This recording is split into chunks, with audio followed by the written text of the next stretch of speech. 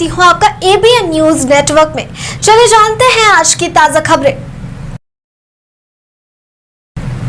Jharkhand academic counselling JSC Ranchi ने झारखंड 12वीं board परीक्षा 2024 का रिजल्ट जारी कर दिया है। जैक इंटर का रिजल्ट मुख्य अतिथि उमा शंकर सिंह, प्रभारी सचिव शिक्षा विभाग, विशिष्ट अतिथि उत्कर्ष गुप्ता, निर्देशक माध्यमिक शिक्षा अनिल महतो, जैक अध्यक्ष ने जारी किया। बोर्ड ने 12वीं आर्ट्स, कॉमर्स और साइंस तीनों स्ट्रीम्स के रिजल्ट्स एक साथ जारी किए। झारखंड बोर्ड 12वीं रिजल्ट जारी कर दिया गया है। इस साल 40.78% छात्रों ने फर्स्ट डिवीजन से 12वीं की परीक्षा पास की है, जबकि 55.71% छात्रों की सेकंड डिवीजन आई है। राज्य भर में 740 एग्जाम सेंटर पर कुल 3,44,000 छात्रों ने परीक्षा दी थी, जिसमें से साइंस स्ट्रीम के कुल 94,433 स्टूडेंट्स हैं। इनमें से 68,203 पास हुए हैं। वहीं 72.70% छात्रों की फर्स्ट डिवीजन आई है। इस साल 25,907 स्टूडेंट्स ने कॉमर्स स्ट्रीम की बोर्ड परीक्षा दी थी, जिनमें से 23,235 पास हुए हैं। कॉमर्स का ओवरऑल पास प्रतिशत 90.60% रहा है, जबकि 61% स्टूडेंट्स ने फर्स्ट डिवीजन से परीक्षा पास की है। झारखंड बोर्ड 12वीं रिजल्ट में आर्ट्स में 93.3% छात्र सफल हुए हैं। झारखंड में चुनावी पारे के साथ साथ मौसम का पारा भी चढ़ा हुआ है। तापमान 43 डिग्री तक है। गर्म हवा के थपेड़े चेहरे पर और शरीर को झुलसाने के लिए आतुर हैं। सोमवार को एबीएन न्यूज में चले खबर को संज्ञान में लेते हुए प्रशासन ने बच्चों को राहत दी, मगर आम जिंदगी में लोग काफी परेशानी झेल रहे हैं, खासकर मध्यम और निचले तबके के लोग। मौसम विभाग के अनुसार 3 अप्रैल से कुछ राहत की संभावना है। झारखंड के कई शहरों में लोगों को लू लगने की खबर है। डॉक्टर की सलाह के अनुसार इस समय शरीर में पानी की कमी नहीं होना चाहिए। ग्लूकोन डी और पानी की मात्रा अधिक से अधिक लेने की सलाह है। सीसीएल कथारा क्षेत्र के कथारा महाप्रबंधक कार्यालय के समक्ष तथा जहांडीह खुली खदान परिसर में मंगलवार को एनसीओईए से संबंध C2 यूनियन की कथारा क्षेत्रीय कमेटी के द्वारा पीठ मीटिंग का आयोजन किया गया। पीठ मीटिंग की अध्यक्षता यूनियन के अध्यक्ष श्याम बिहारी सिंह दिनकर के द्वारा किया गया, जबकि संचालन निजाम अंसारी के द्वारा की गई।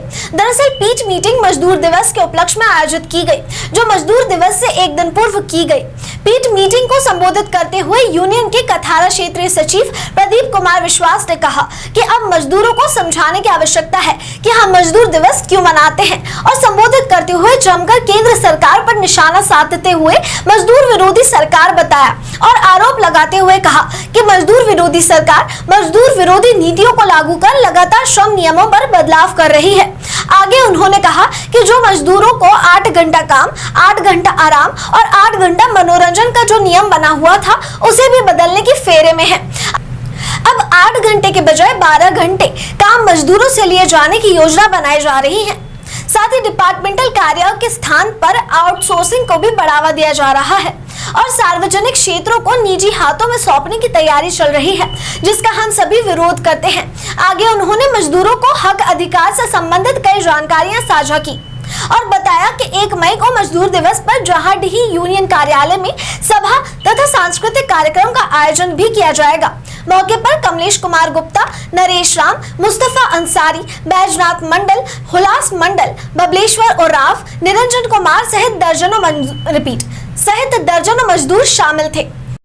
एनसीओईए CI2 के एडिशनल जनरल सेक्रेटरी आज जरंगडीह एनसीओईए यूनियन के द्वारा जो पीठ मीटिंग का कार्यक्रम रखा, जिसमें सैकड़ों मजदूर उपस्थित थे। संबोधित करते हुए हमने कहा कि आज 1 मई का जो मजदूर दिवस, जो अंतर्राष्ट्रीय दिवस के रूप में मनाया जाता है, क्यों मनाया जाता है? क्योंकि आज ये मजदूर दिवस संघर्ष का, कुर्बानी का और जीत का प्रतीक के रूप में मनाया जाता है। ये आज जो 8 घंटा काम, 8 घंटा आराम, 8 घंटा मनोरंजन का जो नीति तय हुआ है, ये मजदूर आंदोलन के इतिहास का देन है।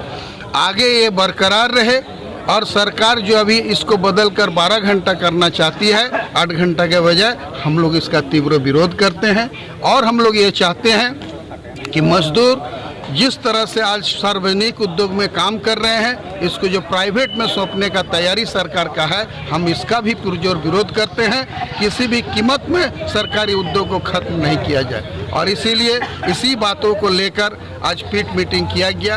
कल हमारा जो है सो यूनियन ऑफिस में जरंगडी में शाम 5 बजे सभा होगी, सांस्कृतिक कार्यक्रम होगी और भी नेता लोग आएंगे और विस्तार से मई दिवस के उपलब्धि के बारे में चर्चा किया जाएगा। मजदूरों को इतना ही आगाह किया गया, आने वाला चुनाव एक चुनौती है मजदूर वर्ग के लिए। आप इस उद्योग में रहेंगे कि नहीं रहेंगे, ये निर्णय चुनाव में आपको करना है। इसलिए इस चुनौती का मुकाबला करते हुए वर्तमान सरकार जो है उसको धराशायी करना आज मजदूर वर्ग के लिए परम कर्तव्य है। धन्यवाद।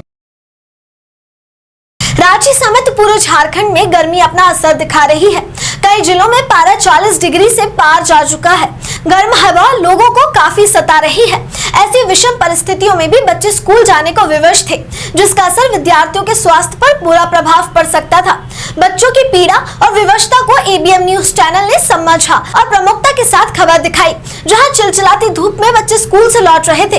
जिन बच्चों के पास छाता था वे धूप से बचने के लिए छाता लगाकर वापस घर जाते दिखे, लेकिन बहुत से ऐसे बच्चे थे जिनके पास छाता नहीं था। वे चिलचिलाती धूप में ही घर लौट रहे थे और गर्मी से राहत पाने के लिए चौक चौराहों पर लगाए गए पानी के स्थलों पर प्यास बुझाते दिखे। जो दृश्य मन को बेचैन कर देने वाला दृश्य था, जिसे प्रमुखता के साथ दिखाया गया। खबर दिखाए जाने के बाद खबर का असर भी देखने को मिला। देर शाम को ही झारखंड राज्य के प्रभारी सचिव उमा शंकर सिंह ने आदेश जारी किया।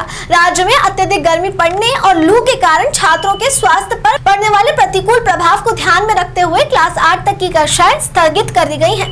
राज्य में संचालित सभी कोटि के सरकारी, गैर सहायता प्राप्त अल्पसंख्यक सहित सभी निजी विद्यालयों में केजी क्लास से क्लास 8 तक की कक्षाएं अगले आदेश तक के लिए स्थगित कर दी गई हैं। यह आदेश दिनांक 30 अप्रैल 2024 के प्रभाव से अगले आदेश तक लागू रहेगा। आज की खबरों में बस इतना ही। देखते रहिए एबीएन न्यूज नेटवर्क। धन्यवाद।